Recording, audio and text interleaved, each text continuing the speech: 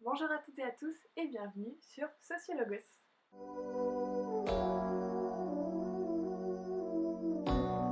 Alors, aujourd'hui, on va parler d'un sujet qui me concerne particulièrement, c'est-à-dire le fait d'être gaucher.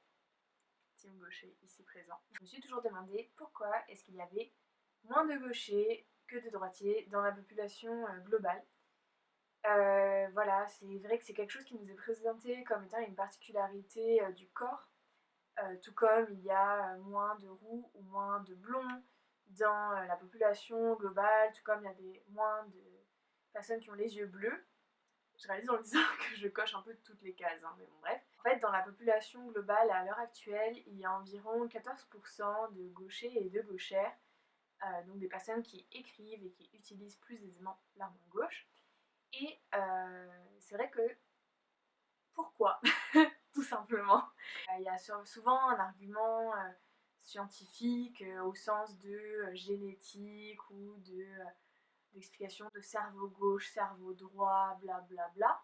Mais en fait, j'ai lu un texte qui m'a ouvert les yeux sur le fait que le fait d'être gaucher, et notamment qu'il y ait une minorité de gauchers dans le monde, relève de pratiques culturelles. Ce texte que je vais expliciter dans cette vidéo a été rédigé par un anthropologue français du nom de Robert Hertz. J'imagine qu'on le prononce comme ça. Donc notre cher Robert, qui est anthropologue, est né à la fin du 19e siècle et a été tué lors de la Première Guerre mondiale. Il avait une trentaine d'années.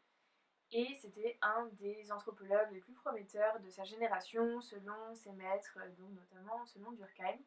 Et Robert Hertz a écrit un texte qui s'intitule La prééminence de la main droite, étude sur la polarité religieuse. C'est un texte qui date de 1909, c'est un de ses premiers écrits majeurs. Donc c'est un anthropologue spécialiste des religions. Il va nous expliquer comment la dualité qui repose sur les religions du culte solaire a impacté nos pratiques et jusqu'à en impacter notre corps et a changé la face du monde pour qu'au final il y ait une majorité de droitiers par rapport aux gauchers. Alors Robert Hertz, il va commencer dans son texte par exposer les arguments qui sont le plus souvent convoqués pour expliquer la prééminence des droitiers dans la population, c'est-à-dire l'argument scientifique de la division des deux hémisphères du cerveau et du fait qu'on est gaucher parce que notre hémisphère droit au niveau du cerveau est plus fort.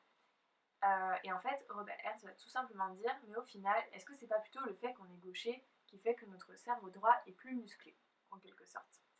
En fait, Robert Hertz, il va partir du postulat que la société précède l'individu et que la société exerce une action sur l'individu au point de modifier ses pratiques. C'est un des arguments fondateurs de la sociologie, tout simplement le fait de penser que les pratiques sociales ont un impact sur l'individu par opposition aux théories individualistes qui pensent que l'individu fait la société. Ici, Robert Hertz va nous dire que c'est la société qui fait l'individu. Alors, Robert, pour commencer, nous dit que de nombreux scientifiques ont observé que les animaux, même les animaux les plus proches de nous, c'est-à-dire les singes, sont ambidextres et peuvent utiliser leurs deux mains de manière égale. Ils n'ont pas une main plus forte que l'autre. En partant de l'observation que les animaux sont ambidextres, il va se demander qu'est-ce qui a fait que les humains sont devenus des êtres gauchers et droitiers. Il ne remonte pas très loin pour montrer que la France chrétienne, à ce moment-là, discrimine les enfants gauchers et les empêche de rédiger de leurs mains dites naturelles. Au-delà de la France, il parle de tout l'Occident jusque dans les colonies de l'époque, donc tout l'empire qui relève des puissances occidentales, pour montrer que la chrétienté, de manière générale, discrimine les gauchers et que ce n'est pas la seule religion à le faire. Donc il explique que la prépondérance de la main droite est imposée socialement et culturellement. C'est une obligation qui émane d'une obligation en fait, religieuse. Et ensuite, il va nous expliquer comment le monde s'est retrouvé divisé avec une forte polarité entre la gauche et la droite, et que toutes nos actions culturelles et sociales s'inscrivent dans cette polarité. Il va notamment nous expliquer que le côté droit relève du sacré, tandis que le côté gauche relève du profane. C'est quelque chose qu'on observe dans de nombreuses représentations religieuses et pas seulement dans la chrétienté. C'est aussi quelque chose qu'on observe chez les derviches tourneurs dans la religion soufie, avec Ces hommes qui ont la main droite levée pour recevoir la parole divine et la main gauche pour la redistribuer vers le peuple.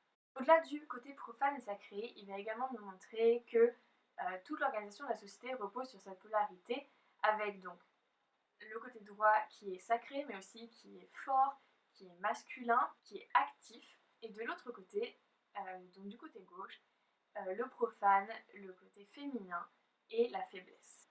D'ailleurs, c'est assez intéressant parce que dans les statistiques, au niveau international, on voit qu'il y a plus de femmes gauchères que d'hommes gauchers.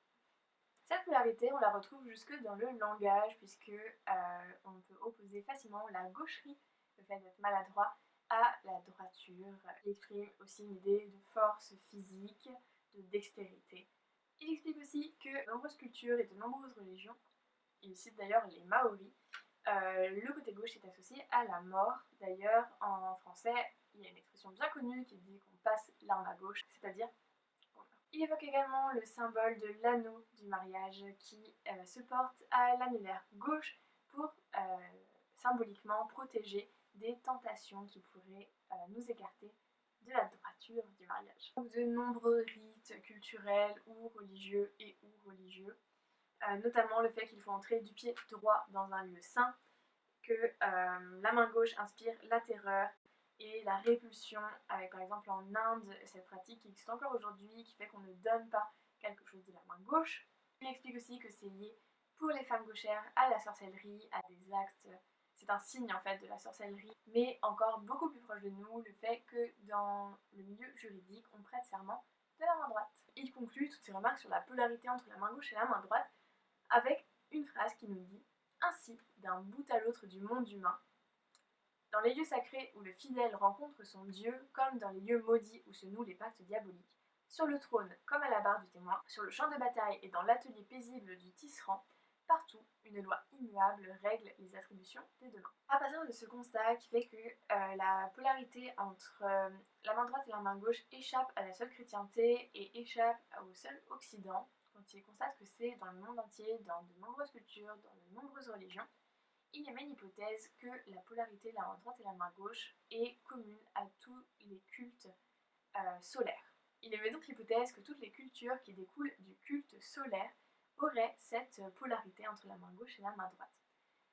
Le fait que le soleil se lève à l'est et se couche à l'ouest serait pour lui l'explication pour laquelle il y aurait d'un côté l'optimisme, la vie, la force, et de l'autre côté le fait de décroître, la mort, avec, et l'ombre également, toutes les difficultés qu'on peut avoir dans l'ombre quand on n'est plus éclairé, la nuit, etc. Et c'est ainsi que Robert Hertz conclut son article avec au final l'idée qu'on ne n'est pas droitier, mais qu'on le devient.